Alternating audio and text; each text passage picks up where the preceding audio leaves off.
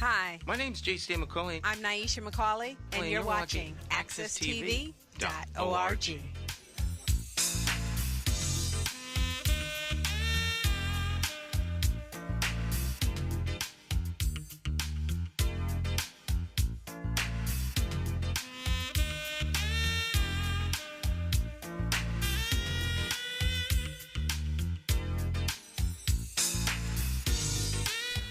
Okay, my friends, once again, it is indeed time to get our talk on. It's Morning Talk with me, your host, J. Stan McCauley, along with the champions of talk.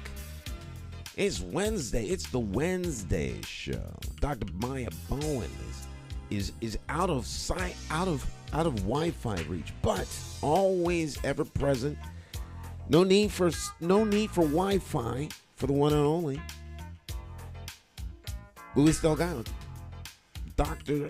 Delgado. Good morning, Stan, and good morning to all our listeners and our viewers. Let's have an incredible day today. Let's make the most out of our day. And, just live your best life and take care of your health, my family. So, yes, good morning to all. Talk champion in the house, Dr. Luis Delgado. You had a good weekend? Stan, incredible weekend. I got some time, I spent some time with my grandkids. I went out to Colts Park and listened to some great music out there.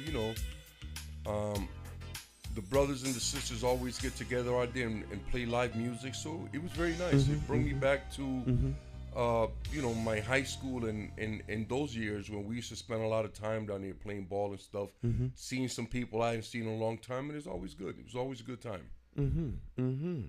So, Cole Park, now, when you live music, like, this is, like, real from the community live music. This is not, like, imported music. No. These are just community musicians that get together, and sometimes they have some special guests that come by. Sometimes some pros will show up and just jam with them, and that I think that's pretty common with musicians, Stan. I remember going to the 880 back on Maple. Old school. Yeah, and they have a band, and then some stellar would show up, man, and it was always incredible when that happened, Yeah, Hartford was like a hotbed of jazz. It still to some degree is. I mean, you got the the Paul Brown Jazz Series is still going on. It's like 36 years, 37 years. And it's incredible. I was just at a jazz concert where you filmed some stuff, but I went there Saturday and Sunday, man, and it was just incredible for our city to host something like that. So a shout out to all the organizers and all the people involved. They did an incredible job. They had vendors, man, that lined the street, and it was just, for me, it was very nice to see our people out there enjoying themselves and showing their wares, the crafts and the all the things that were on sale they were all beautiful, man. It was nice to see our people out there doing so well, As quietly as it is kept, the Greater Hartford Festival Jazz really is a Hartford. It's really Hartford centric. I mean, it's like a big family reunion. It is, There's a man. lot of Yes. Hartford in there. Yeah, a lot of Hartford people from Hartford. Many generations, Stan. Yeah. Many absolutely. generations. I've seen some grandparents, parents, and their kids, and the great grandkids out there. So it is a very nice time, and it's also it's got quite a reputation for being, one of the nicest events in the New England, as far as jazz activities go. Because, like you said, it has sustainability. It's been going for 36 years. Great time. Now, the thing that happens during the weekend, I use the word indigenous in a sense of Hartford people. Yes. Hartford people. Yes. Not in the true indigenous sense, but indigenous to Hartford. So on the weekends down at Cole Park, music that's people oriented. Absolutely. So if I come down and tape, because I don't have anything like that documented from Hartford. Oh, Stan, let me inquire into that. All right, yeah, because sure I would like to capture the vibrancy and the electricity of the expression that comes from, because music is so alive in such a language, and the way it's communicated, particularly when it's coming from the artist in such a way that is so genuine, and it's hard to find that if you're not within the community where it's originating. And you know, I was speaking with a couple of folk that are down here, Mm-hmm. and they bring quite an array of instruments. They even bring like an electric piano. They have bongos, congas. They have even some, a saxophone. Mm-hmm. They have quite an array, man. So I was really impressed. I'm like, how did this happen? And they said, we do this every weekend, Saturday and Sunday. Not everybody shows up. Like, not all the same musicians show up, but we always have musicians. So some days it could be a lot more elaborate than others, I would say. But it's organic. Absolutely. Completely. Yeah, see, that's Completely. that's the kind of stuff I like to capture. It's off the grid. If you don't know where it's happening, Yes. when it's happening, it's Yep. hard, very, very hard to find. And Hartford has a lot of that kind of stuff going on all over the city. There's a lot of people say, well, there's nothing going on in Hartford. No. Everything is going on in Hartford. You just don't know where it's happening. Exactly. And if you're not from here, and if you're not in the community, then Right. you don't know where these things are. Right. So yeah. So Stan, I want to jump into some things, man, that are, that have been pressing on my mind kind of over the weekend, man. And the first one is that I understand that there are some young men in the city that have been shooting at other people's wakes. And that's kind of been kept under wraps. And I'm concerned about that. I'm concerned on a lot of different levels. I'm concerned because of how quiet it's been kept. And I understand it's happened a couple times, not once.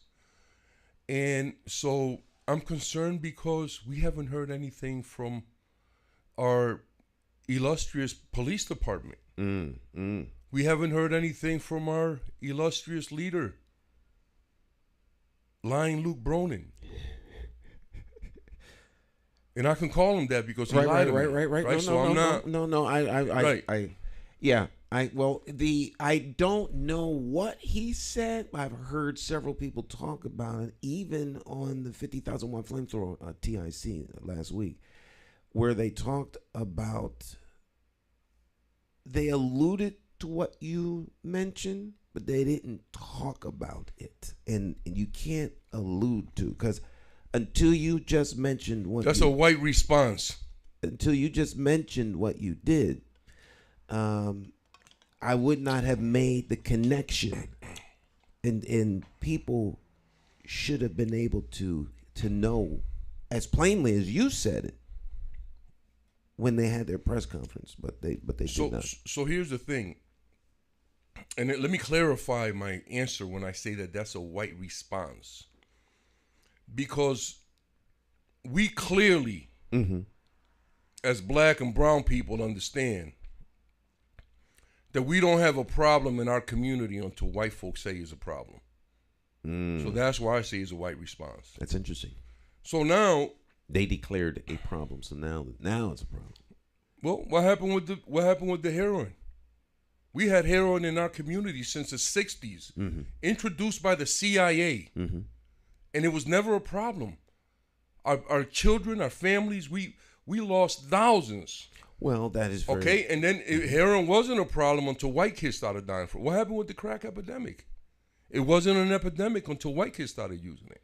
Well, and that's what I mean by it's a white response, right? So until it starts happening to them, it's not going to be a problem. But we need to make it a problem because it's our babies, our children, our families, our communities that are being affected by this kind of non-response. So here's the other thing, though. Mm-hmm. So for me, and I've said this before and I'll say it again, I don't expect white people to do anything about this. Mm-hmm. But we can't have the same response that they have to our problems. We need to have an action plan. I don't know what that looks like, but I'm concerned that I haven't heard from the Ministerial Alliance. I haven't heard from any other pastors. I haven't heard from the African-American Alliance. I haven't heard from the Spanish-speaking folk. Hold on a minute, brother. I haven't heard from the Spanish-speaking folk that know that this is going on. They're pastors in that community. I haven't heard a response from anybody that's in leadership about even having a conversation about this. So you can see where my concern is stand. That and it's a legitimate concern, obviously. But now I can speak for the African American Alliance. Now, did it occur to you that maybe all of the people you've mentioned are unaware? I mean, in order for people to make a response to such things, and that's why I'm not trying to. Lord knows I ran against the guy. I'm not trying to throw cover for the mayor, because we had talked about this on I think I think it must have been Monday program with Jonathan. Not this per se, but about murder and the shootings and the crime in Hartford and the foolishness of any mayor who comes into office saying he can do something about it, because this is the same thing happens every time for every mayor across the city. I mean, around the country, and particularly here in Hartford. But he had a press conference, and in the press conference, he said that this is something that is happening between individuals. Now, Darrell alluded to this way back when he was chief, because the mayor then, Mayor Perez, walked into the police department and called him out, where he said people are a victim of their lifestyle. You remember that? All right. So people were a victim of their lifestyle. So we know this is going on. He alluded to that, but didn't come right out and say it. When you said what you said this morning, it connected the dot. Now, you are much more embedded in the community than all of the people you mentioned. Even to the degree that some of them, and I mean, I'll be highly critical of the Ministerial Alliance. They're a non-factor as far as I'm concerned. So I only say that to say this: you may think that they should know, and they should probably, but what they should know and what they do know are two different things. So until people such as yourself or Reverend Brown or somebody like that comes in and says something, people right now they're not connected to the ground, which is why you're so valuable in that you're telling us. But I mean, it's very difficult for people to be engaged and involved in something that they're not aware of. I completely agree. That's all I'm saying. I completely agree. Mm-hmm. And I was just trying to make a point that our community and different segments, different entities that should be communicating with each other are not doing that. So that was my point. So the other thing that I would add to that particular topic is that I completely don't understand, Stan, how our city is still surviving. We have a completely broken down government. Think about all the stuff that's happened. We have a police chief who's committed crimes, and then he was pardoned by the mayor. We have a police chief who got a vote of no confidence from the rank and file, yet he's still police chief. In any other city, the mayor would have asked him to resign and would have fired him, but not here. So it begs the question about what are they hiding? So now we have a police union who turned down a very, very handsome union contract in today's paper. And it made me feel when I read that article, brother, that we are being held hostage, man, by these unions. I want the men and women to be compensated fairly. Right. But in terms of what the city can afford and sustain, because we can't have all the police and the fire and the other unions get all the money for this generation and then the following generations get nothing. You know what I'm saying? We have to think about tomorrow. And guess what, Stan? Some people don't even know that after tomorrow there's another day that comes. So, we have to think. And we cannot allow any kind of union, whether it's the teachers union, the police union, or all of them together, hold our cities hostage. Because the bottom line is this, brother, in terms of this topic. I guarantee you that 80% of the members of all those unions don't live in Hartford. But they eating high off the horse off of Hartford. So they have to work with us. You know what I'm saying? So I'm concerned. So what I would ask our viewers and our listeners today to do is we had an election yesterday, and we have some more elections coming up. I keep saying it every week. We are in the age of the Great Awakening. We don't have to move in ignorance anymore. We have to stop electing people, no matter what their race, their color, their nationality, their sex, their gender, that are completely incompetent and have no interest in our community, our families, and our children. And that's what I would submit to this conversation. Well, you must have read the article this morning about the police contract. Yes, I did. Okay, so that's well, they that was Monday night. Now, the AfricanAmerican Alliance has a committee. It's called the Accountability Now Committee. They spoke up about the contract at the council meeting in the public portion. And they have been working with members of council to try to move forward a means by which the contract comes into the public space where there is light shone on the process. They don't want that. And not only the process, but also on as much as can be done given the constraints of negotiations with unions, as make it as public as it can be. So this has been going on for some time in terms of what the African American Alliance has been trying to do, in terms of trying to put some light behind that and throw it out there in the public sphere. Absolutely. Because all of the contracts are done in secret. They're all done behind closed doors because of the way union contracts are. But it doesn't need to be done that way. Right. And we have to ask that they be done because those are public servants. Spending public dollars. And they have to be reminded of that. Right. Because they forget. So we have to do a better job as a community of holding not just the police department accountable, but these officials that kind of co-sign all that nonsense. Well, so the police department is not sacrosanct, and they don't operate in a vacuum. They work for us. Well, brother, I beg your pardon.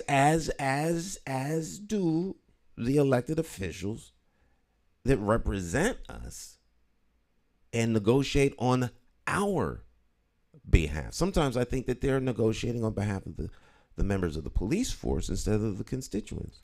Well, brother, and you stated it correctly, but I think that what you meant to say, and forgive me if I'm correcting you incorrectly, right? But I think what you meant to say is that that's how it's supposed to work. But the police department does operate in a vacuum. And the elected officials do what they want. Well, that's right. That ultimately we just want to be clear about that, Stan. That's our fault if that's the case. Well, that's what's happening. So the other thing, that's been pressing on my mind is the superintendent of Hartford Public Schools. All right. And I said it before, I was her biggest supporter. And now I am her biggest detractor. It's time for Leslie to go, and I hope that she does it with honor and with dignity and integrity, and just bows out gracefully and let another person that the community once again picks for superintendent. Did you hear what I just said, Mayor Bronin and Leslie? Bow out gracefully, and Mayor Bronin, we have a candidate. The community has a candidate. And it's time for Leslie to go. Those are pretty strong words.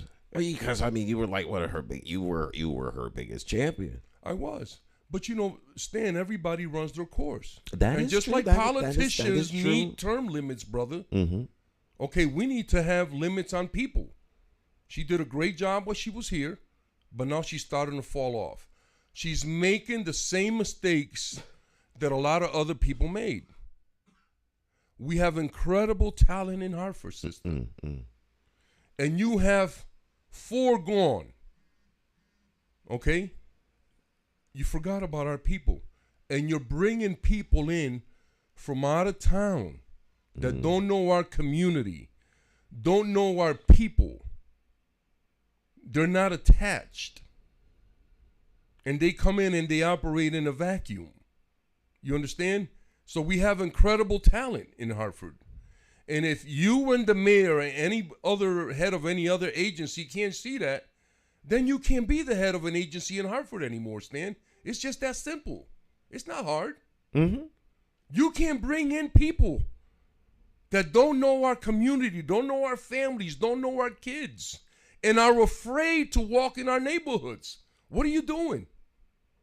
What are you doing? Right? So it's time for Leslie to go.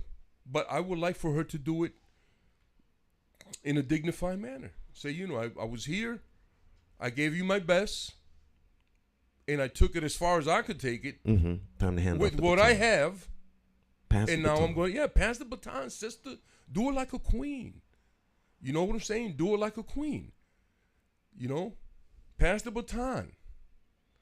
But pass the baton to the community. Don't be foolish like these other ones. I'm an elder. I'm giving you advice. I gave it to Luca. He didn't take it. You see where he's at. Right? So take my advice. Pass the baton to the community. Because we have someone that we would like to give a shot. Just like we gave you a shot, sister. We gave you a shot at the title. Now it's somebody else's shot. And I say that respectfully and with love. Well, you said something I thought was interesting in terms of a term, which was a title, and a shot, like a prize fight. No one stays the champ.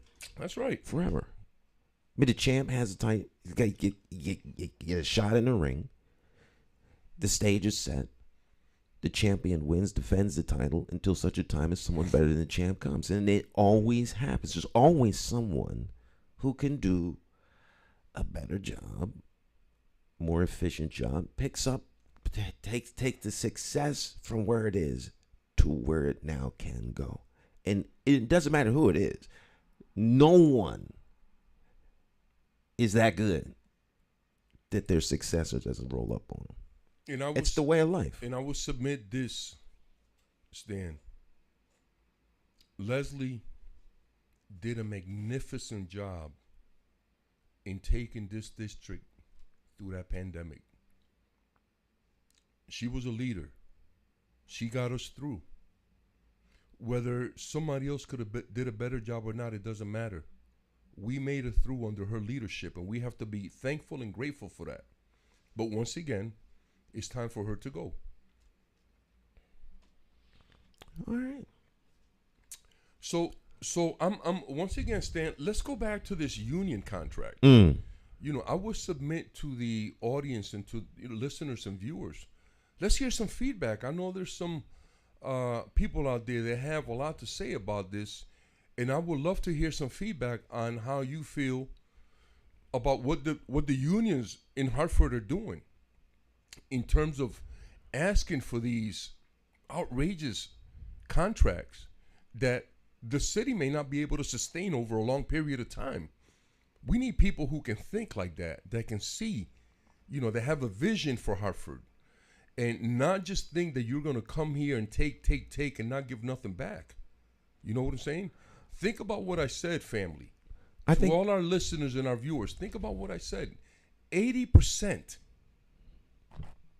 of all the Hartford Union members do not live in Hartford. This is something that we explore. My wife and I, we went up to Springfield, Connecticut. We interviewed one of the city council people there. His family's involved in Springfield politics forever and a day. And Springfield has a residency requirement. Springfield. That's not far, like 20 minutes. 15 if you're doing over 60. Yep. It's real close. Yeah. Real close. Yep. And there's a requirement. You have to live in the city. You have to live in the city. And so that is to suggest that, there's pros and cons to the whole issue, but there can be difference, there can be change if the people of Hartford demand the change. Well, we have that stand, but nobody follows it. We have that residency clause. But following all of these things, implementing all of these things, they're like laws. They don't mean anything if they're not enforced. Okay, and the chief enforcers of law are the citizens. If we have people who represent us that are not moving forward the agenda on behalf of the constituents, then there's a problem. And that's what elections are for. Elections have consequences. Now, we had a little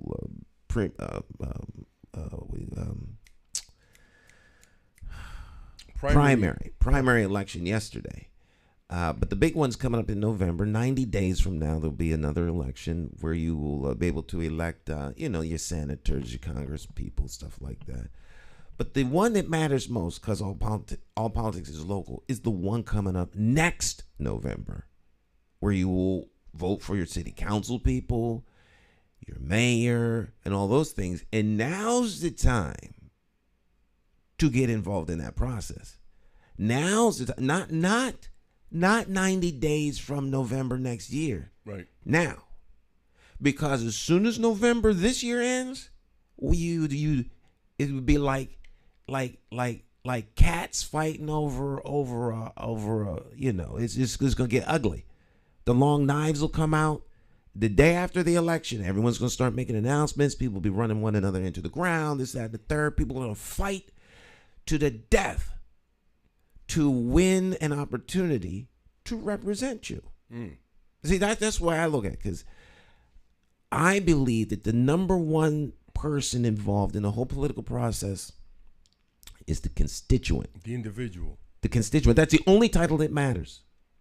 None of the other ones matter because they all work for the constituent. And as you say, I think it's always imperative that elected officials are always and constantly reminded who they work for. Because it seems to me that on many occasions, they take leave and drink the poison water and believe that somehow we're their subjects. Well, now that's the norm now, Stan. That's what I said earlier. That's the norm. The way it's supposed to work is the way you said it. The police and elected officials and bureaucrats, for that matter, they work for us. All of them. Right? They're supposed to. But the way it is now, I went to City Hall to get, a document, and the people there acted like they was mad that I was there. Really. Black and brown folk acting like they mad that we there to get stuff. So, and there's no accountability because their supervisors can't hold these people accountable because the mayor is the leader. The mayor's considered like a criminal, right? And the police chief. So they, how can the police chief ask his men to follow the law when he doesn't? You know what I mean? So we have a crisis. Our city, our government is completely collapsed. I'm thankful for this. These two council people that are asking for accountability and have this process be wide open, for the community. It should be done on Access TV. So citizens that want to listen in can listen. You know what I'm saying? Yes. Those deliberations, because we want to know what these people are saying about us, how they view us. And in these kind of meetings, all that stuff comes out. All of that should be public, Stan. All of that should be public. I agree. Caller, you're on the air. Good morning, Stan and Luis. Actually, Luis, me and you have never met before, but I do the co-host segment on Mondays, Jonathan Small. So it would be nice at one point for me to at some point meet you. Yes, sir, brother. Good morning. Good morning. Yes. You made some strong statements this morning. I just want to follow up on. You mentioned something about people being shot at wakes. And then you made some strong statements that you don't hear anything from different organizations, elected officials. You even called out the AfricanAmerican Alliance. If that's the case, that people are being shot at wakes, what are you expecting to come out of just people talking about some of these issues like that? And An action plan. An action plan. Okay. Something that comes from the community, though, not no government police driven, because we know what happens when they get involved, right? I will say that I will say this, that I won't mention who, because it would be inappropriate. I know that you don't believe it would be inappropriate, but because it was a private conversation, it would be inappropriate. But there is one city council person who I had a conversation with last week who was extremely concerned and wanted to know some ideas about involving community in the area at which you were talking about. I'll tell you when we get off air. But so there are some who are I'm a little concerned. confused, though. Mm-hmm. I'm a little confused. You're confused that I won't mention the name. No, I don't care about that. I'm a little confused because earlier, and once again, brother, correct me if I'm wrong, but earlier on in the conversation, you stated that nobody knew about this. And this brother's calling on the air kind of saying the same thing. But in fact, you've mentioned 3 or 4 people that already knew about this. No. I said when you made mention about people shooting one another at wakes, that connected a whole series of dots. Right. Without that information, they're just people with ideas, but the ideas clearly are something that they are aware of. I didn't know. I understand. I didn't know until you mentioned it, I'm simply suggesting that I'm sure there are others. I had no idea that this was going on. I stand by my comment. People knew. Before I made this comment on the air, people knew. And like I said, right, I'm questioning why don't people like me know if all those other people know? Well, and these are people that are in a position. And as you said, there's no communication. These are people that you're mentioning. They're in a position to shade the tree, like the saying goes. Right. Yes, and they haven't. That's a problem. That's a problem. That's more than a problem. That's a huge problem. It should be a huge concern for every citizen of our community. Well, that's why you're here, Lou. So we can know. Caller, are you still there? Yes, I am. And let me just follow up on something, and then I'll ask you, Stan, a question. The fact that people don't know is a big problem because there was 2 homicides that took place this year. I knew the 2 people, and I knew by knowing the family members and knowing Reverend Henry Brown, I was able to get information that people who don't know the family members and don't know Reverend Henry Brown don't have access to. So not knowing things sometimes, don't look at it as the worst case scenario. When you put the information out to people and it's not reaching people, then that's the real problem, in my opinion. You're putting out information now. And if nothing comes out of it, if the African American Alliance or other organizations now know about it decide that they're not going to do anything beyond just listening to what you're saying, then that becomes a real critical problem. But just because somebody don't know about something for whatever particular reason is not always the worst case scenario. Communication does need to be better forwarded out to people than the way it exists today, but obviously that's another scenario. The other side, Stan, I made a couple of comments that I feel, and I did apologize. I put something on Facebook last week, inbox messaging, that if Senator Eric Coleman decides to run for mayor of Hartford, would he have a big impact on decreasing homicides and decreasing crimes in the city of Hartford? And you felt personally off of the air, it wouldn't be any difference between other previous mayors, nor Senator or former Senator Eric Coleman. And I felt bad about putting that type of information on Facebook, and I did apologize to the people that I sent that message to, and I also sent it to Senator Eric Coleman. But sometimes a constructive challenge is not the worst case scenario. If I want to run for mayor of Hartford, and someone comes to me and saying, can you decrease homicides? Can you decrease crime? Can you improve public safety? Maybe I shouldn't put that type of questions over, Facebook. But is that really the worst challenging question to ask a candidate that's running for mayor, putting him on the spot? What can he really be able to do to have an impact on decreasing crime and homicides? And my question would still be to you, Luis, and to you, Stan, again. If Senator Eric Coleman decides to run for mayor of Hartford next year, do you think, and he hasn't outlined his platform, hasn't even confirmed that he's going to run for mayor, but just your instinct, do you think he would have a big impact and some type of influence on decreasing homicides and decreasing crime in the city of Hartford? Well, you and I have had this conversation for 20 years. I've run for mayor several times in Hartford, didn't win any time. My response remains the same. I think it's a very legitimate question. I think it's a question that absolutely should be asked. I think that anyone running for mayor needs to be asked the question.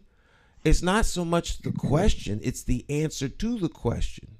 And so mayors get themselves hooked up. The current mayor right now ran for office calling Hartford the murder capital of New England.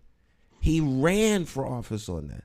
I have postcards and placards upstairs in my bedroom on my nightstand, and Eric Coleman picture is right there with the mayor, talking about he was the right man for the city to help bring down crime. Now, any mayor that runs on that ticket is doomed as a deliverable, because those things are outside of his control.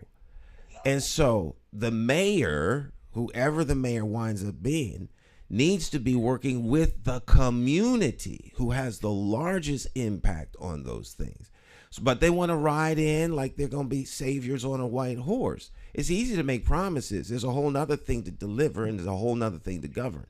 So I don't believe it is within the mayor's purview, his power to stop crime or to increase crime.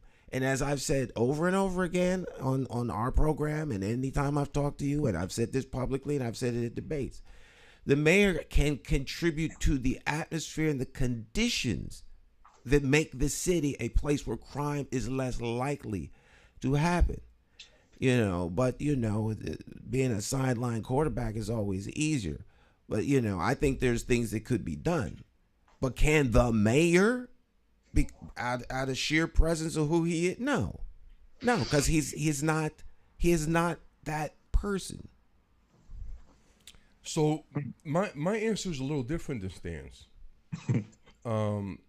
because I think that any mayor that has any brains at all and works with the community can definitely bring crime down. But what we have is individuals who think that they have like their private kingdom and we're their subjects and they can do and say whatever they want. And people like myself and perhaps even people like you and Stan don't do well with that kind of stuff. I don't do well with stuff like that. It makes me feel uncomfortable. You know what I'm saying? So I think that a mayor who comes in and genuinely embraces the community and shares that the power, whatever power he feels that his office has, he shares that power with the community, then they're going to be not just successful, they're going to be great. But we don't have that. We don't have people with that mentality. You know what I'm saying? We have people who want to be in charge. And that's the white man's way. Because individualism is a white American concept. Black and indigenous people don't know what that is, brother. Because we work from a community base, right? So we keep bringing people from the outside. We have incredible individuals. I think Stan McCauley should be given a shot to be mayor. There's other people in the city, young people. You know, we have incredible young people in their 20s and 30s that would make incredible leaders for 1 or 2 terms. All these politicians, man, they get in office and they don't want to leave and they don't do nothing. And here's what I would submit to yesterday's election, the one coming in November, and any other election. We keep looking for the answers to our problems from the same people who created the problems. And they know what the end game looks like every time.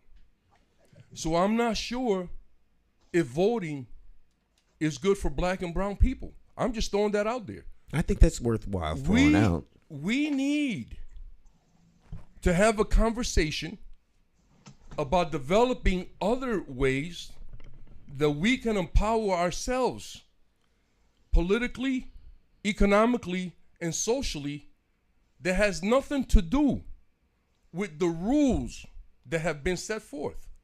I've said that. And you all need to look on Netflix and see who we are. I saw that. See the very beginnings of white supremacy in this country. And what Brother Lou Brown talked about the other day, white rage. The Electoral College. You know what I'm saying? Because information is power. So we're playing in a game that we're never going to be successful in because we've had nothing to do with the creation of this game. I'm submitting to our communities all over the world that we create our own game. I've never been to nobody's table. I created my own table. And people have been mad about that ever since, but I've been fine. And I want to thank everybody out there, everybody that has supported me at any level. I'm grateful for your support because I stand for freedom. Jonathan. Yeah, well, Luis, you made a good, I think I have to agree with some of what you just said about creating your own system. I think it's not going to be so easily durable with the political system, but when you talk about the economic system, you talk about other factors, I think you can do many things with your own community. You don't have to wait for a general election to see who's going to get elected and then go by what they're trying to implement. I think even this upcoming November election, I mean, yesterday I went to vote. I really wasn't that excited or motivated. I mean, I barely knew the candidates that was even running for office, for the Secretary of State, the Treasurer of the state of Connecticut. But I have to do my civic duty. I can't just take it and saying, you know, voting doesn't mean anything. Voting doesn't have no impact. I mean, I can't go that far, but I think you could do a better job. We can do a better job at putting candidates in a position where they can have our best interests. You know what's good about this conversation, Jonathan? That I planted a seed in your head, bro, and it started growing right away, man. Wait a little bit. It's going to keep growing inside your head. Believe me. Yeah. I would suggest that just because it's voting day, you don't have to vote. I don't know where this idea, this notion is that you have a civic duty to vote. I think that That's the politician's statement. That's not ours. Well, be that as it may, I think that, you know, voting is how the political system in this country works. I think if you're talking about a national level, a national thing, who are we? Much of that was on a national Well, I have to disagree with level. that, Stan. I have to disagree with that. Well, I believe that all politics is local. We have the capacity to control the local political game. I would change the wording. To what? I would say that all change is local. All change. And now you take that's fine. All change is local, but all politics is local. You're taking a lot of players out of the game with that. With you're what? Putting it right back in the community. When you say all change is local, you take the political element out of it. You can't take the political. I purposely used politics because we're not talking about change. We're talking about the political apparatus that runs and makes decisions in the city. You were aptly stated, and you aptly stated and were correct when you said that we're not in control of the city. Our city council is in control of the city. We're run by a municipal oversight board. Right now, Luke is. The city council is nothing. Luke, bless his heart, as much as he would like to pretend he's in control, he's not. Well, he has a public council stand. No. He is the mayor. He's not the mayor of, as Eugenio Caro told me, he's not the mayor of a small town in South America. He's the mayor here. He didn't say this of Luke.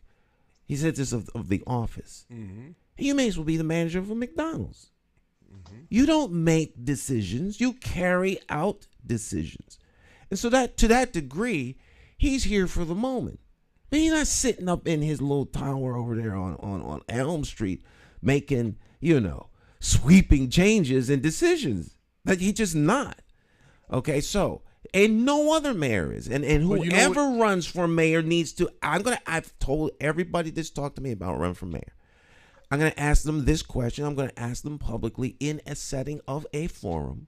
How will you, as the mayor of the city of Hartford, represent the interests of the people while your office demands that you represent the interests of the powers that be that run the system?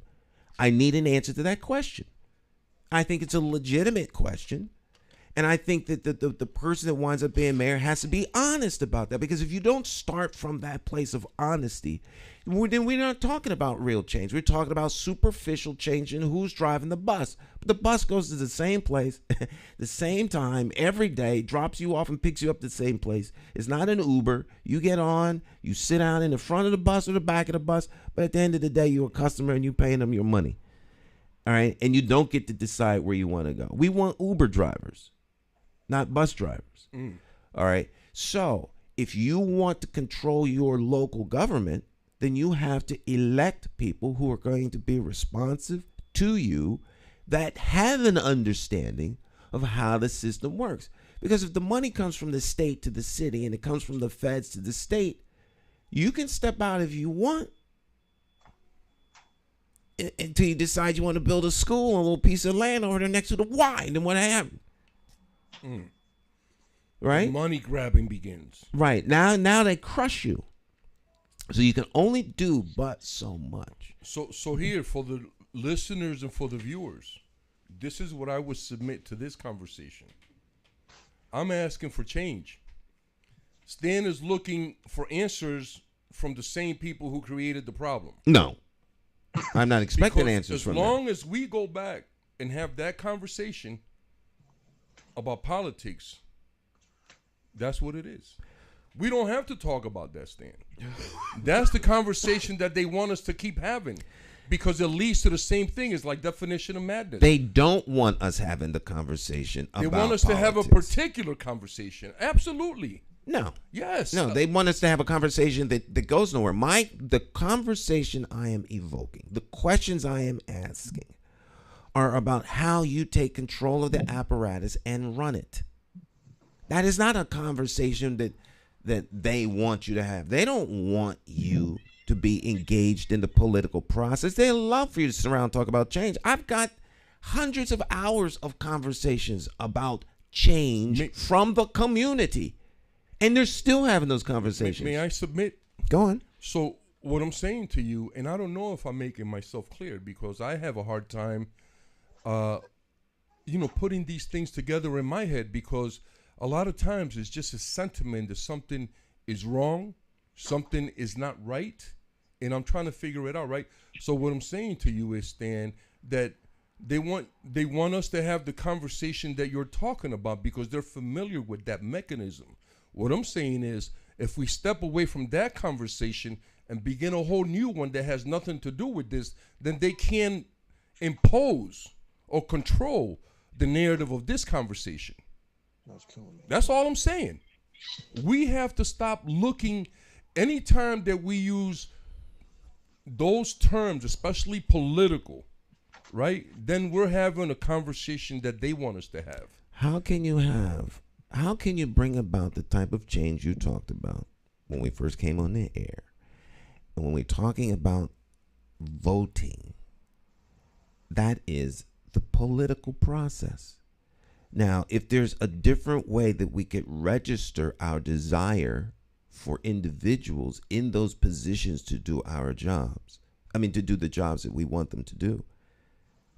If we talk about change, so once we figure out what the change is going to be, how do you implement that change politically? If we're talking about changing, it's not a circular conversation. You can't talk about changing the type of cars we drive and then we never actually go and change the car. We talk about transportation. So we use our feet, we use bicycles, but we're not talking about changing transportation. We're talking about changing the car. So the car ultimately has to be what is changed. The political machinery of representation by 9 people on council is not a difficult thing to take control of. We've replaced the last people on council every election cycle. So let me but they don't seem to be getting better, do they? No, because it's the same thing, Stan. No, because it's we're not electing. No, we are not electing our representatives. We vote for the people that they give us. The change has to be in who runs. Well, listen for a minute, brother. Think about change without any political influence. I know you don't know what that looks like. I do know what that looks like. If we don't talk about political. We've never done it. So nobody can know what it looked like. Right? But what I'm saying is the biggest changes in our community haven't been at the voting box. You know what I'm saying? And we have exercised our power. And I'll give you examples. I want to hear an example because you started the program. The first example is we force Luke to get rid of Narvez. They can spin it any way they want. She got another job, blah, blah, blah. We forced Luke to replace Narvez, the community. And you don't consider that a political change. And then, hold on. And then that was a community change. And I'll tell you why. Hold on. There was nothing happened at the voting booth, brother. That's what I'm saying. The voting booth isn't the only place. That's the least place where political change happens. Political change is not voting. Political change is to move the direction of the body politic in a particular way. You wanted a change in a position that requires the political apparatus to make a decision. Their decision was influenced by the community. The community is the ultimate body politic because they are the constituents. They're the only real power within the political system. If the constituents don't exercise their power, nothing changes. That happens at the community level. But ultimately, the change you made was a political change. They were made by people elected or appointed to office, and those are political decisions. The mayor made a decision based on the will of his constituency because the constituency got their act together and demanded change. That's politics.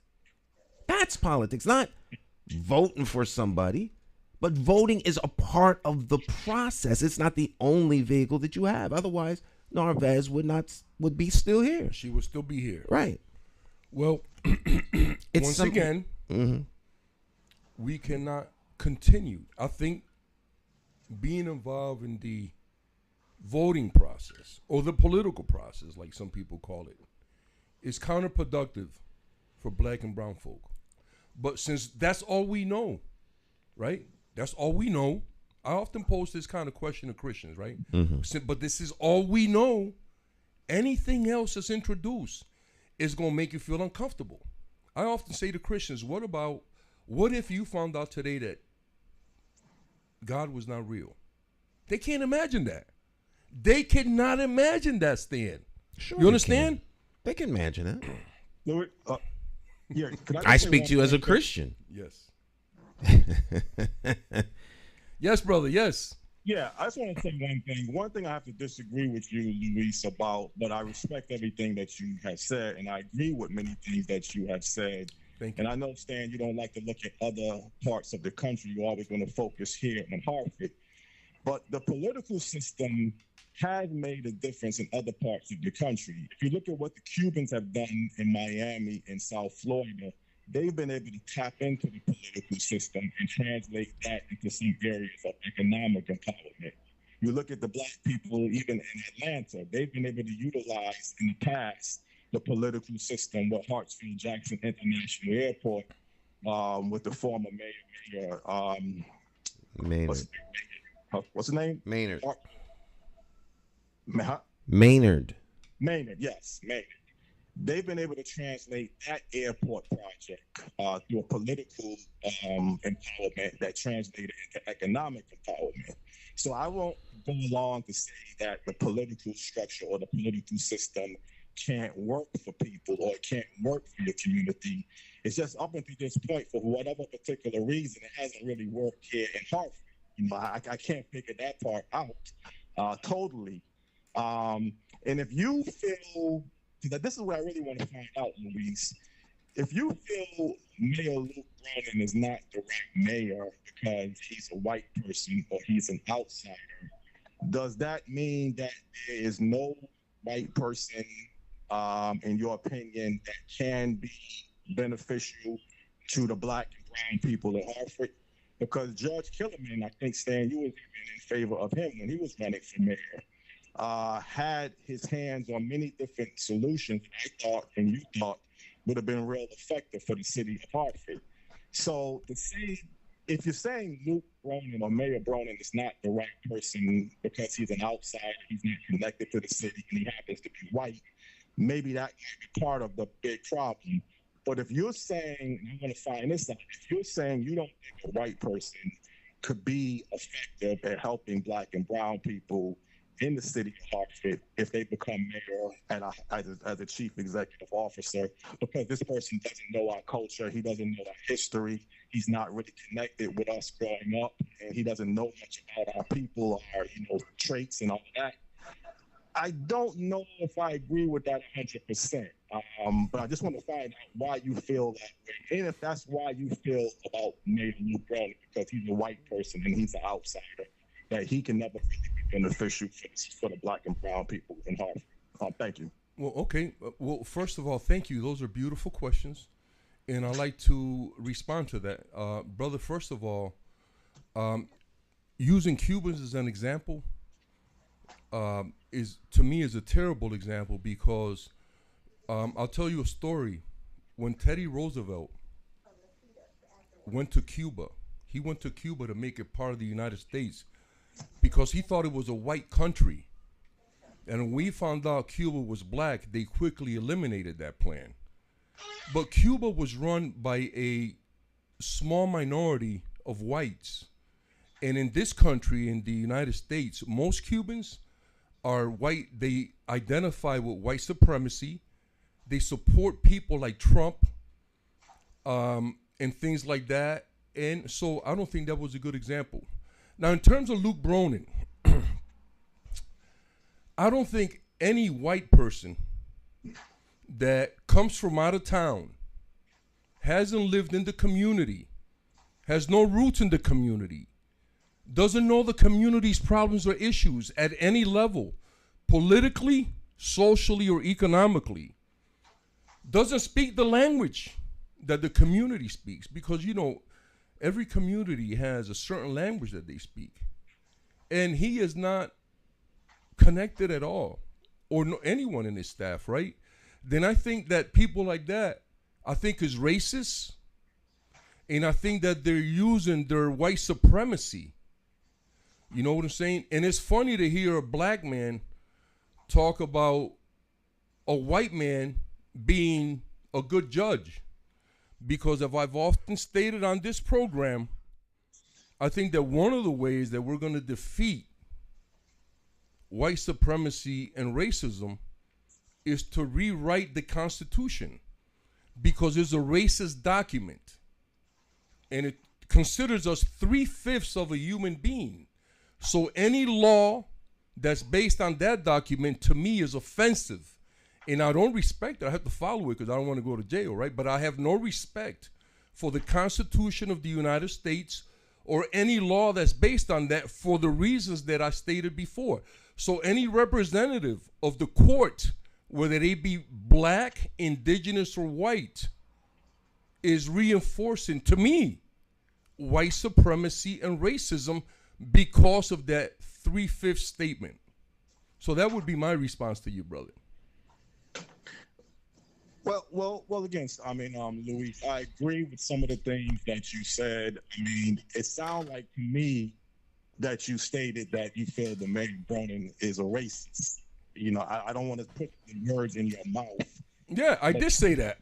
You did say that. Would you want me to, I would, let me say it so we're clear about it. Luke Bronin, in my opinion, based on his actions and his comments in this city, is a racist. Yes, absolutely. I stand by those comments. And he's a liar because he lied to me. You know, in my face in front of back then Representative Angel Arce. And I think there was somebody else there, maybe Ed Vargas or someone. But yeah, he's a liar. And he's lied all the time, you know? Well, people say a lot of politicians lie. I don't know Mayor Bronin enough to call him a racist. I don't want to believe that because that's a strong allegation that you make against someone. And if you feel you got proof and you got belief that Mayor Luke Bronin is a racist, that's your belief. I mean, again, I don't know him enough. Well, you stated something earlier, brother, that was interesting. You stated all the reasons why I would dislike him. He doesn't know our community. He's not. You said all these things, and those are all reasons for you to understand why I feel like he's a racist. Yeah, but when you say a racist, it's like saying, okay, Mayor Bronin doesn't like black people or he doesn't like brown people. He got something. He doesn't have our best interest in mind, brother. Is that really politically, or is that just a human? I mean, when you say he doesn't have our best interest, would you say that could be like a political reason, or just he just doesn't care about black? Well, for me, it's, you know, I don't understand when people say that, because when an individual doesn't have my best interest in mind, then he doesn't have my family's best interest in mind. So not only is it political, but it's also personal. You understand? Right. He's bringing in people from the outside to do the job that our people from, like I said earlier, we have an extremely talented pool of individuals in Hartford. And I don't see them in spaces that they should be in. I see people from the outside. City Hall is full of white people. We don't have that many white people in Hartford for them to have all them jobs. I'm asking for jobs for our people. The same thing with the schools. Okay. You know, we have a lady over here on Broad and Vernon, the principal of the high school over there. I've had dealings with that woman, and she's been extremely disrespectful and racist. And she has power over our families and our kids. And so we have to start looking at things from our perspective, brother, not from what people tell us to look at.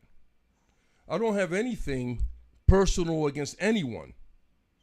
You understand? But I do believe that we have a capable pool here. And for any white person to think that they can come from out of town and rule over us is extremely racist. Okay, but again, if you have a white person like Judge Killerman, who's from the city of Hartford, and he has our best interest, would you still feel he wouldn't be the right person because he's a white person? Or just absolutely. Yes, absolutely. Because we have a capable pool. This city, brother, is 90% people of color. You can go by the statistics that City Hall gives you, or you can walk around the city and determine the amount of black and brown folk in this city. You know what I'm saying? And that alone, based on our history, brother, the plantation mentality, okay, it is, and check this out. Check this out. Every major city in Connecticut, has a white mayor. And in our education system, all of our magnet schools have a white principal. Look that up. But Luis, you can't look past the person's skin color for the best interest of the people, or you just think it's just not that there's no way that a white person. It's not about being no way, brother. You're taking this. You're processing this incorrectly. It's about giving our people. We have people in Hartford, brother, who qualify for these jobs. Why are white people from out of town getting those positions? You know what a principal's job does for an individual, or even a teacher's job or a para? It changes your life completely, because now you have a steady income. Now you have health insurance. Now you have, you know what I'm saying? It changes your life. And so all these principals live out of town. So I read a funny story yesterday, and so we can understand a little better. This guy gave a prostitute $100, and she turned around. This guy came to town to buy something expensive, so he gave a prostitute $100. She paid the guy at the hotel, who went to pay the baker who made his things, who went to pay somebody else, and then the money came back to the original person, and the guy didn't find what he wanted, and he took his money back. But everybody in the community touched that money. You understand? So when these principals and these other bureaucrats and city employees that don't live in Hartford, when they take all these resources, because money is just a resource, that's all it is, too. When they take this resource and they use it somewhere else, then our city declines. So on a lot of different levels, brother, I'm talking about, it's not that I don't like white people. My wife is half Ukrainian. You understand? My brothers, my half brothers, are half Sicilian. You understand? So I have white blood. You know what I'm saying? It's not that. We have to learn. We can't act like white people and act like we don't know what equity is. And when our people are not employed and they are qualified in our city, then we lose out on so many levels, man. Imagine our little black and brown kids, man, never seen a black principal or a brown principal. You know what I'm saying? What does that do to their self-esteem? So on a lot of different levels, brother, on a lot of different, and it's about empowering ourselves in our community. That's what I'm talking about. Luis, when I went to school, it's not now. I saw a black principal. I saw black teachers. I saw black principals and black teachers in the 80s when I'm graduating from high school. So if things have changed so dramatically today that we don't have any black principals, we don't have any black superintendents, we don't have any black teachers, we don't have people in certain positions in the city of Hartford that can run administrations that's black and brown. I can't disagree with the statistical data because I don't have all of the facts in front of me. Would it make a difference? Of course it would make a difference when you see people that look like you that you can identify with, and it would have an impact. Would a residency requirement stand, as you was mentioning earlier, would that play a role in having more black people hired in the city or brown people hired in the city? Yes, I think in some areas it clearly would be. But again, I mean, the root of our problems, I don't think it's white people that's destroying our psyche or that's destroying us as a people. I mean, I don't know what exactly is it, but I just don't think it's just that alone. If that is even the case, you may think it's a little surprising to hear a black person like myself speak like this, like I'm trying. You're not putting words in my mouth. I'm speaking on of white people. That's not what I'm doing. But I'm just trying to get some understanding, talking to you where you're coming from, and then you can find out where I am coming from. And the only thing, Stan, you've been kind of silent on some of these issues that Luis and I have been discussing. And I don't want to put you on the spot, with your network and everything. But it would be interesting to find out, do you think the race and do you think the white person can't come into the city as mayor and chief executive officer and really make a difference and be for the behalf of the people?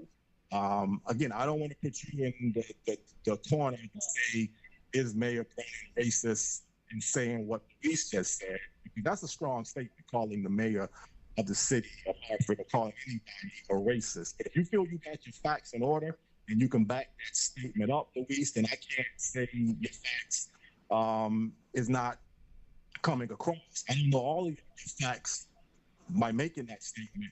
But just want to hear what you have to say, Stan, and I think that'll run. I'm going to listen to your program. Thank you. Well, before Stan comes on, brother, I just want you to know that I respect your viewpoint. Mm-hmm. It's like you said, I may not agree with some or many of the things that you said, but in any event, I do feel like you have a right to express that, and I welcome that, so thank you. Okay. To your question about I'm on record as calling him a colonizer. I think he's colonizing the city, and he's not alone.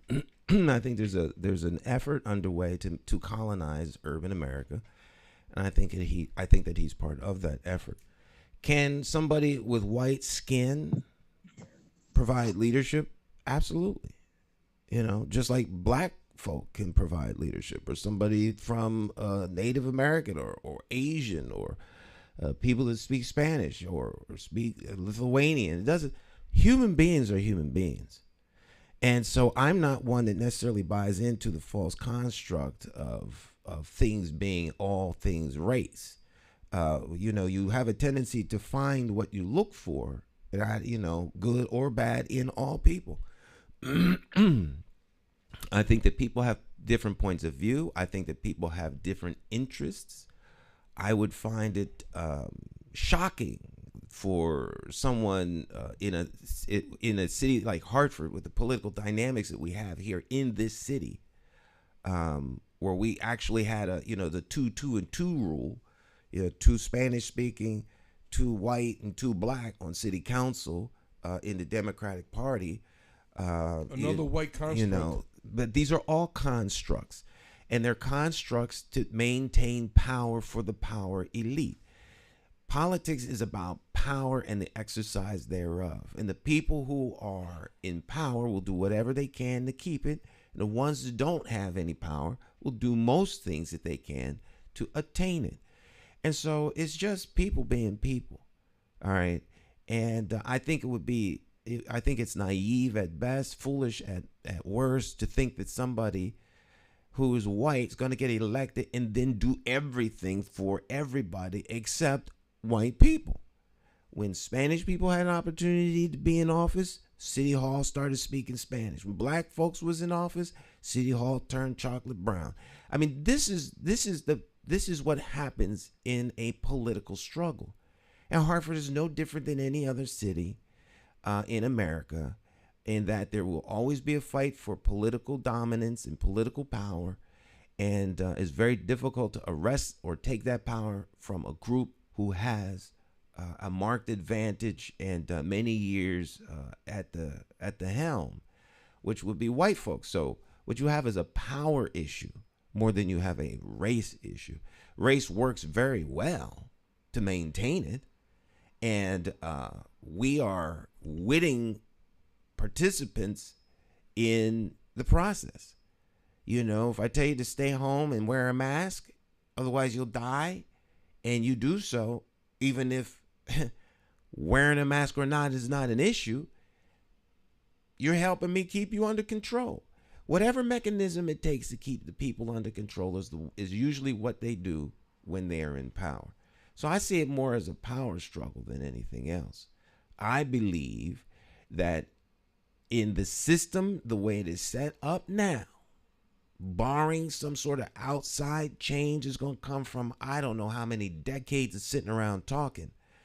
The system that is in place right now presents opportunities for anybody that sees fit to organize, galvanize people together, and then exercise your right and ability to express the changes that you want, and you will see them manifest. It's happened time and time and time and time again. Now, people could call it whatever they want. They want change. They get together with groups of people. They go down, and they use the very system that supposedly can't work to bring about the change they want. The system is the system. The system doesn't care what color you are. It doesn't care. It's just a system. Your car is a system. It's a mechanical machine. It's a mechanical system. It doesn't care what color the driver is. You get in it, you turn the key. If it runs and you can get it in motion, it'll go in whatever direction you point it. It's indifferent to who the drivers are. It's just a system. And I think sometimes people believe that their moral center of whatever it is that they're positioning themselves in is so great that their contribution to a particular system will somehow change it for the good of all. You know, black people ruled the planet for a long time. They not ruling it right now. The pendulum swings, it comes back, it comes forth. The oppressed become the oppressors, and the oppressors become the oppressed. It is the cycle of things. All right, so as long as human beings are here, there are going to be times when folk are in power, and then there'll be times when people are out of power, until such time as the society collapses, as has happened with every single society on the planet. Sooner or later, they all collapse because they're systems of men. They're systems of human beings. All right? As oppressive as things are on the planet, you know, women can talk all they want. You know, right now, men are dominant on the planet. Men may acquiesce and give women some power here and there, but generally speaking, men run things. Now, women can get together and have little conferences and convocations and talk about coming up with new systems to overtake men. And, you know, everyone does those things because they don't like the way things are. But creating the dynamic for those changes to just flip so that you can see the effects thereof, I don't see that as a practical way to deal with problems that we're dealing with, like right now. You know, long term perhaps, but the right now, Do I think that Mayor Bronin is the best thing for the city of Hartford? No. That's why I ran against him. That's why I supported Pedro Segarra, not Judge Killian. All right. You know, I just believe that could he have done a better job? He has all the tools. He has the intellectual capacity. He has the connections. He has access to resources. But he's not doing a better job for the people who live here because that's not his purpose for being here. So anyone that's shocked and awed at what's happening with the mayor, you know, my biggest question, I like Eric. I'm not an anti-Eric person. I'm not a pro-Eric person.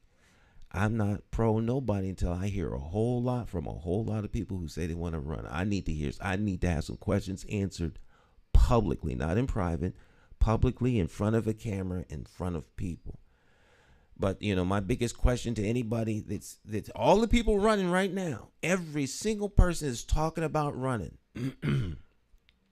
All of them supported Luke Bronin. Not one of them running didn't support Luke Bronin. So my question to them is, and when did you wake up and see that Luke Bronin is the same man now as he was when he ran? That's one question I want to ask all of them. When they started listening to our show, Stan. Because I'm telling people this from the jump. So I will submit this in terms of your comments. There have been many studies done that show that all systems in this country, okay, give the advantage to the whites because they created Absolutely. these systems. Mm-hmm. So let's just be clear about that. All systems. That's a given. Mm-hmm. That's a given. I didn't say anything to challenge that. I said just a system. Right. Right. But in this country, though, the way that it's been designed and that it works, it was made to give them the advantage at every turn. Right. And so for me, and more power to them. If I was going to design a system, I would design a system to advantage me. No. And the folk that I am endeared to. I wouldn't. We don't think like that. I would design a system to benefit everybody. You know what I'm saying? I appreciate that, and that's always a good place to be. Absolutely. But you better have some guards somewhere to make sure that when the enemy comes running, you don't open the gate and give them a front seat, because that's the system. Systems like that work when everybody involved, including the quote unquote opposition to your point of view and way of life, is working with you. But in the world we live, the opposition will do everything they can to stop you.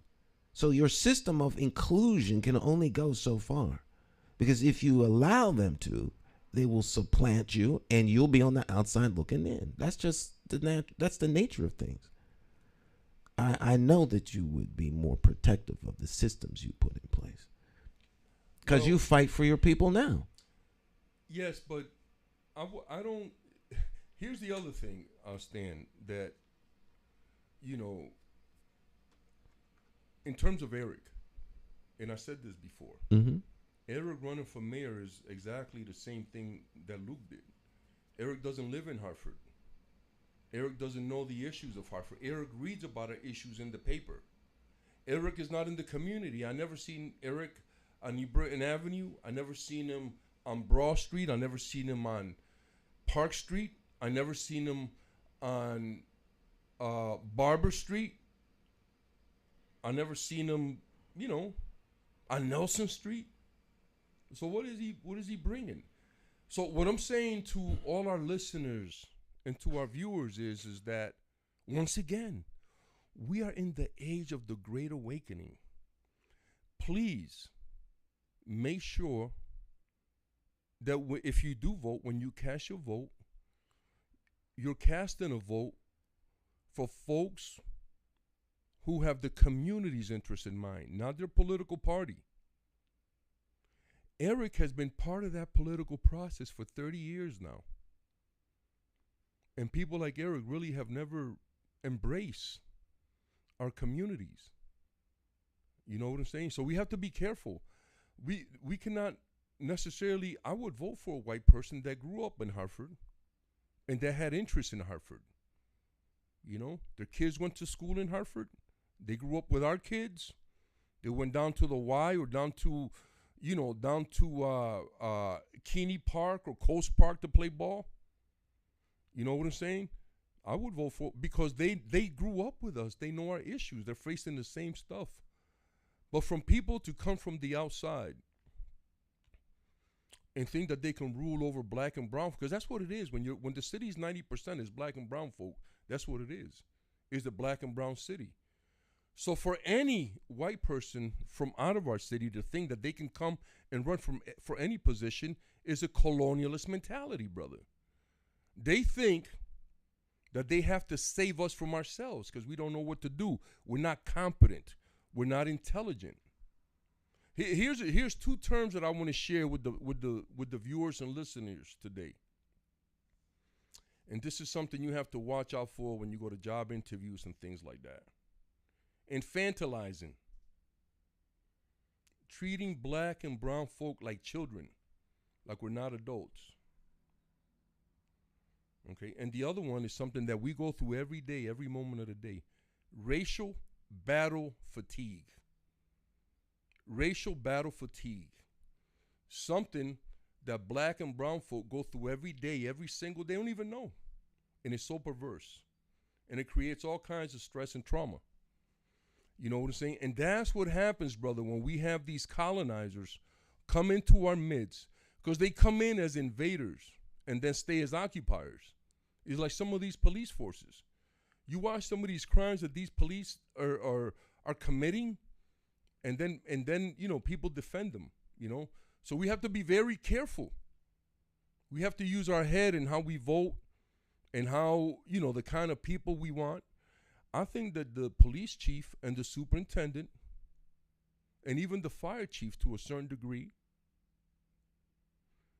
the community should have a large say in who they are, because they work with us and they should be in the street at least once a week. They work for us.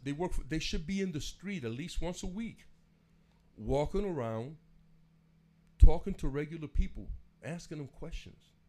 They don't do that. They're afraid. Here's the other thing. For the mayor and for the superintendent, when I work for the school system, I can go to any neighborhood and knock on any door in the city. And the people that were supposed to be the attendance workers refused to go out and check on our kids and see why they weren't coming to school. The police department right now doesn't have many officers that can come out into our community and engage in a healthy and in a productive manner. I've often talked about Steve Austin. I don't know why he's not higher up in the ranks. Yeah, Steve's a good man. He's a brother that can quell a lot of stuff in the North End with his presence. And he doesn't need the whole police force. He can go down there with one or two officers and put an end to whatever's going on just by talking to people, because people respect him. And he's one of the few officers that I can say trust, that people in the community trust. What is Jason Thody doing with Steve Austin? How is he using him? Is he using Steve to the best of his abilities? Is he using Steve's skill set at a maximum? And other officers that have that kind of connection with the citizens. So, it all goes back to the same thing. We have to be careful about who we elect. And like I said, these positions, the community should have a say in who it is. If you're educating my child, I should know who you are. And you should be comfortable in having a conversation with me. And even coming to my house. So we have, our city on a lot of levels, and Stan is absolutely correct when he says this all the time, and I completely agree. The citizens are supposed to be in charge, but we gave that authority and that responsibility to these politicians and these bureaucrats, and that's why we are where we are. All right. Take a short break. We'll be right back. Morning Talk on the phone joining us this morning. We had Jonathan Small. We're not done. We got plenty. We still got more talk left. It's Morning Talk. Don't go anywhere. We will be right back.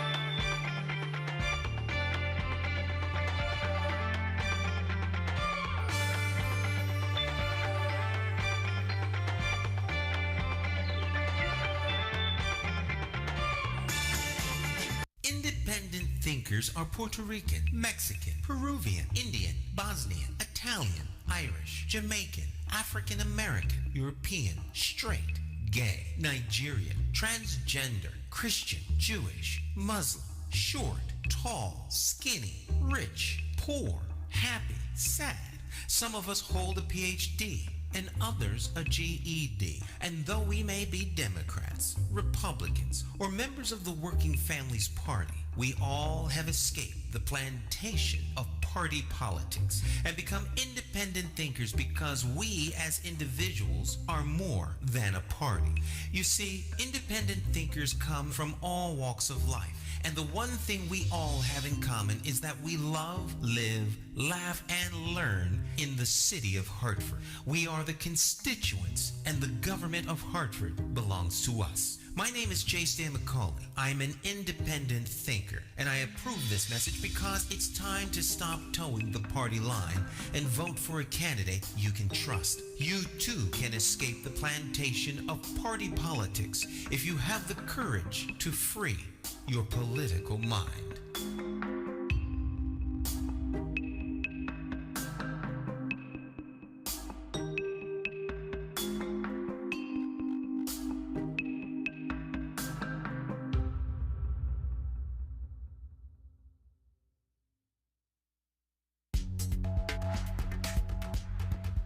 Hi, my name is Marisha Garcia. I am from Brazil. I help HPU. I help families de Universidade de Hartford, community. Estou muito feliz em participar.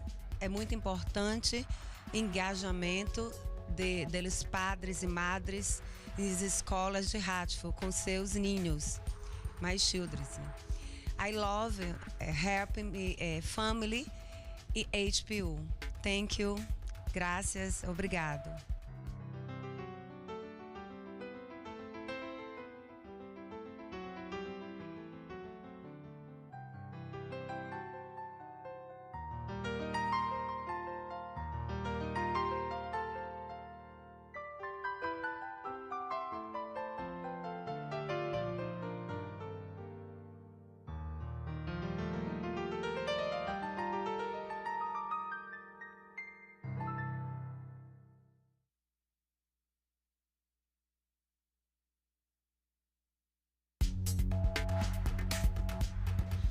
So my name is Nelky Maldonado.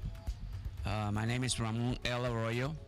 And we know that Hartford Parent University provides good services and resources to parents in our communities, which are greatly needed because a lot of times our parents, they don't know where to go, how to get information, and being part of this program is essential to them in being successful in their children's education. And I think that parents should get involved in their kids' education because it's very important. Education is, I always believe, is a success in life. If you got a good education, you can be very successful. So we encourage our parents to please come join the program, ask lots of questions, and I'm telling you, you won't be disappointed.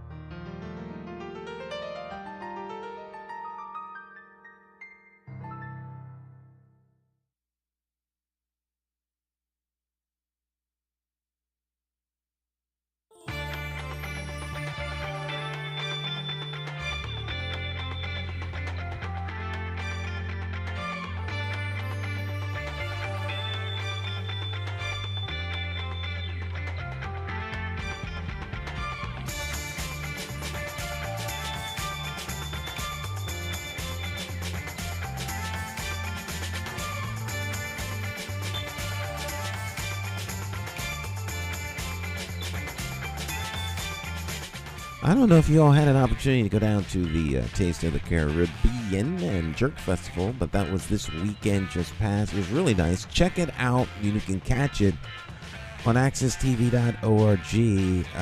Jesse Ewert with the Chatted Up crew down there asking questions. Last night, Chatted Up was down at the West Indian Social Club for the Jamaican night. So that'll be coming on a little bit later on today. So check it out. All right. Always something good happening. Always something creative happening here at accesstv.org. We return now. It's Morning Talk. If you have a comment, something you'd like to express, terms of points of view. You can always drop your comments in the chat section, and we will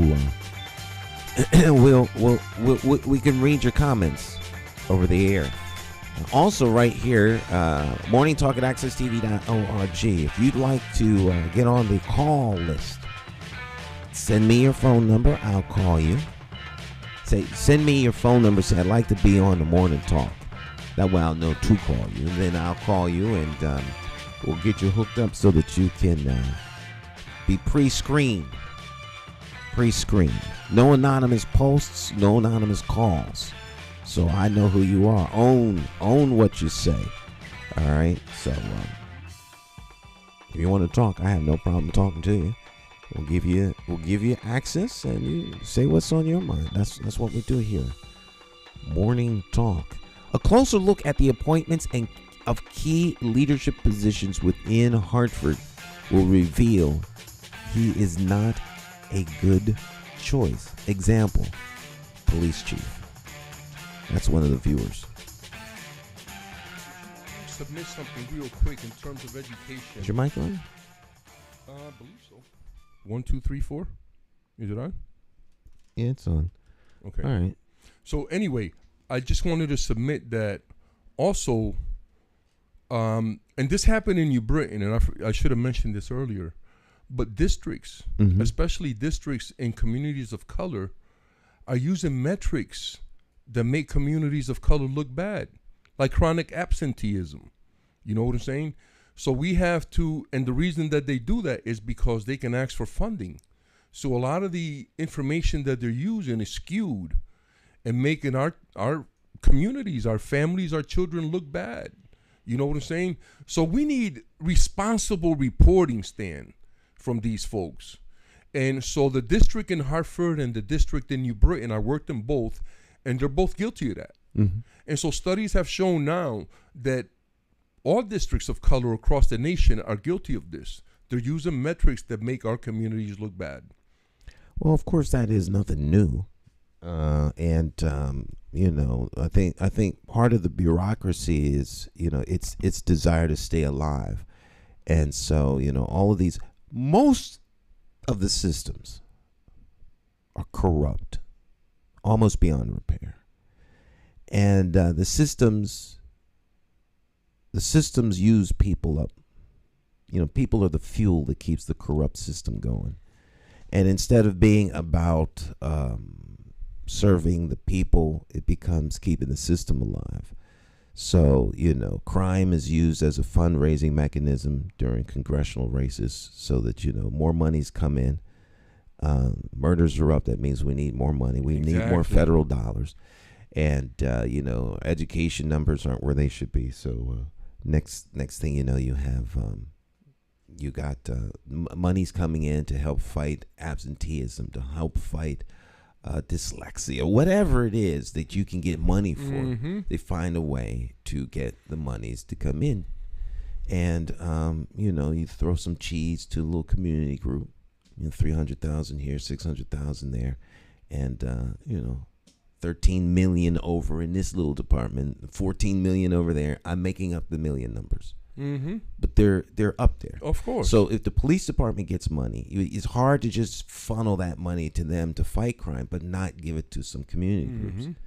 Then once the community groups take the money, they're compromised. They're compromised because they now are on the dole, and they're on the payroll. They're on the payroll, and they need the money to stay alive. They need survive. They need the money to survive. They have, and so so that's a trick. Yeah. So, the other day I had Brother Dean Jones at my house. How's he Dean is doing great. He just resigned. Yeah, from I was going to say Compass. he's liberated, wasn't he? Yeah, he was liberated from Compass. But he's doing really good. Self-liberated. Self-liberated, right. Absolutely. And so he's doing really good. But I said to them, I said, Dean, one time I was invited over this guy's house. He wanted me to work with him, and he had another dude with him. And I said, brother, I'm going to decline your offer to work with you because I'm uncomfortable with working with community organizations now because they have a habit of parading our children in front of funders like slaves. And I said, I'm very uncomfortable with that. I said, Dean, I want you to think, and this is when I talk about creating our own language and creating our own systems. I said, Dean, I want you to think about this. I want you to put together a proposal, but it's going to be different. You're going to ask funders, why should you take their money? You're not going to ask them for money. You're going to ask them why. But in your proposal, you're going to say that they cannot be associated with any racist organizations or politicians. They had to have made some contribution to advance, our community at some level. So now you're going to put them on their heels to make sure that they qualify to work in our community with our families and our children. We're not just going to take money from anybody, Stan. We got to draw the line somewhere, and we got to have some type of expectation for ourselves. Well, I think that's very important, and I think that's an idea that's ahead of its time. That's a good way to put it. That's a better way to put it than I was gonna say. I was trying to find the right word. It's an idea that's ahead of its time. That's a great way to put it, because it's going to obviously limit. But then one has to ask oneself, why am I doing the work? Am I doing the work because there's a need? And if there's a need, then there will always be a means and a way. If you help one person because there's a need, that's better than helping nobody. See, you can only do what you can with what you have. Yes. So if it's the need is driven, then it's because of the kids, or because of the person that has this hungry, or the person that needs a new house, whatever it is. You do what you can. When it goes beyond the need and becomes just a revenue stream, that's when folks start getting into trouble. So if you do 2 or 3 people, then the 3 or 4 people believe in what it is you're doing, they'll contribute to it, and before long, you'll have all the resources that you need to do the job at hand. Exactly. You don't never want to be in a position where they got you, because once they have you, if your budget is $50,000 a year, that's an unreasonable budget. I understand that, but for the sake of the discussion, if you have a $50,000 a year budget, you know how much they're gonna give you? 30. Even if they want to keep you going and support you, they give you 30. Then you have to beg, because of course you got to keep your doors open and parade you and your children in front of the funders, and like it's a slave auction. Right. And then they'll come across with, we like what you're doing, we support you in the past, we're gonna support you now. I scrape together like 10 grand. So that should hold you over for a little while, right? Mm-hmm. Now, and of course they know that you need the 50. It's insulting. Right, and they'll milk you out until finally the last day for you to be able to make payroll has come and passed, and then miraculously they got the rest of the money that you need, and you're going to make it to the end of the year, and we're going to do all we can to make sure you get this kind of funding next year. And it starts all over again. You need some chucking and jiving, and it starts all over again. You need some dancing. You need all of that, Stan. And I refuse. I refuse to allow my son get you a straw hat to participate in any nonsense like that. You know what I'm saying? It's crazy. And so at so many levels, man, like I was saying earlier, at so many levels, I want to represent my community, my families, and our children in a way that there's equity and there is done in an organic way, like we do. You know what I'm saying? So we have to be very careful, once again, family, about watch your vote. If you do vote, be careful who you vote for. So I don't think that's our way out. Personally, I don't think that's our way out. I think that by creating groups that force politicians to move in the direction that we want them to is the way to go. And we've seen that happen. Like I said earlier, the biggest change has not been at the voting booth. You know, we forced Luke to take, he wanted Tim Sullivan. We forced him to take Leslie. It was a political statement. At that time, she was the best. Yeah. But now she's run a course. We've done other things. Yeah. But way back when they built the amphitheater, I got together with the Sólidos, the Latin Kings, 20 Love, Dana Wright. These people built the amphitheater from workers from out of Connecticut. And they wanted to bring in people to run the facility from people that didn't live in Hartford. And we got together, all the gangs got together, and Dana and I talked to them about how we can fight that. And we forced the builders, the state, and the city to do more than to comply. By the time we finished with them, it was 80% people of color and 80% citizens of Hartford that were going to work in the amphitheater. So we've done things here.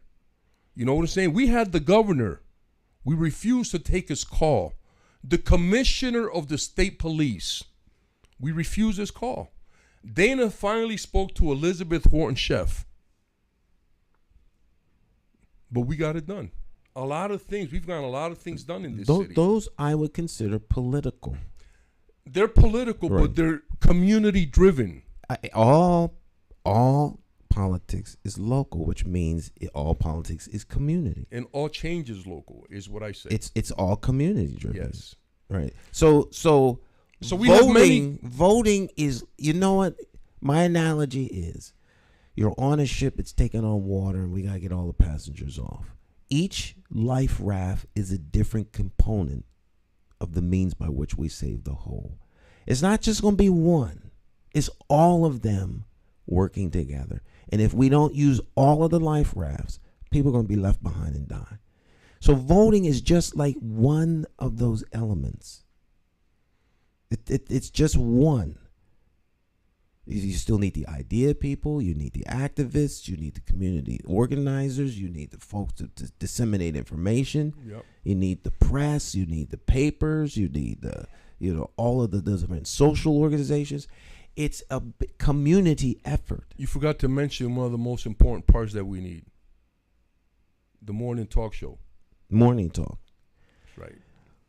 Well, because we impart good information here, man. Right. That's a given. So check this out, Stan. Here's another idea. Mm-hmm. So I would submit to our listeners and to our viewers that the way that we should run politics in Hartford is that we interview each individual individually from their birth all the way to where they're at now, because they're going to be doing stuff for us, right? So we have a right to know. Now, when you say we interview them, we find out about where they went to school, okay. what they did, like FBI, political, exactly, FBI. A very thorough check, and at the end we ask this question. This is the question that every community should ask of every person that's considering any kind of public office. Absolutely. Why is it a benefit to this community to elect you for this position? That's a great question. And you have to say exactly why. Because we're going to question, like Eric, well, like you said earlier, that was an incredible question, Stan. That was a very profound question. What makes Luke different today than when you supported him? What's the difference? That's a great question.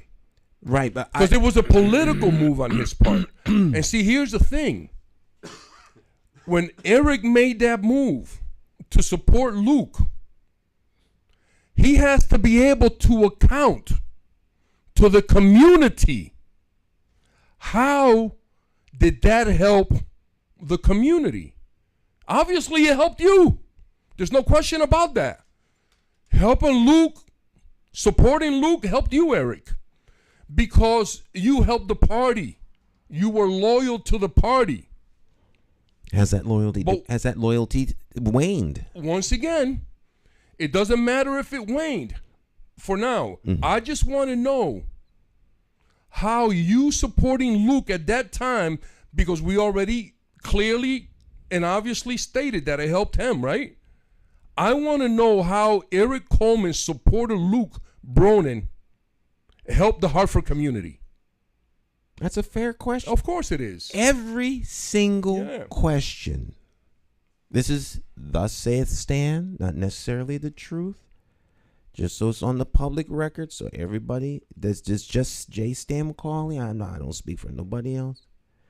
I believe that any question that any constituent has is a fair question. They're all fair questions. That doesn't demand that you have to answer, but any question that any constituent asks of an elected official is a fair question. And I think it's in the best interest of the elected official to just answer the question. Or you could say that's a private question. I don't feel it's that I'm not comfortable with that question. Not comfortable with that question. Because some questions are nobody's business. But every question a constituent asks is fair. Because if you get elected to certain positions or you get appointed to certain positions, there are levels of government that ask questions of you that are beyond personal. Of course. And you have to answer them. Yes. You can't get certain clearances. You can't go into certain places. Mm-hmm. And that's the government. So we, as constituents, I think, because you are volunteering for this job. You're volunteering to represent us. And no one's making you run. You volunteer to represent us. Mm-hmm. Then when they get in there, they want to act like somehow because we ask a question, we done lost our mind. Right. I take great umbrage at that. Well, Stan, I think that, once again, we are in the age of the Great Awakening. We don't have to move in ignorance anymore. Every step that we take forward should be done in intelligence. And when you vote, make sure that you vote for individuals that are running for office that have the community's best interest in mind, not their parties. And if we do that, I think we can use the voting process in a safe way. But right now, I submit to all our listeners and viewers that the political process is not the right way for black and brown folk. The way that it's designed now, we have to design something else. Need some and change. I'm open to any suggestions, comments, recommendations. Whether you agree with me or not, we welcome all, because that's how we grow. Family, I want to give a huge shout out to a brother, Brian Evans from the Peace Builders. He lost his son. Brian, my condolences to you and your family, brother. You are a cacique in our community. You've done great work, and we're very proud of you, and we support you, and we stand by you. Peace, King. Yeah. And to the rest of our family, let's have a great rest of the week. Let's keep building, let's keep growing, and let's keep moving forward in intelligence. Thank you so much. All right, my friends, that's it. Our time together has come to an end. Same thing happens every time we're on the air. You all stick and stay. We'll be back tomorrow to do it all once again. And of course, we're here every morning, 8 o'clock. Tune in, check it out. Something's here. All right, so until next time, thank you, sir. Good to see you. Welcome, brother. Yes, sir, all the time, man. And incredible show today, Stan. Thank you, man. We'll be back. We'll be back. Don't. Okay. Ciao, ciao.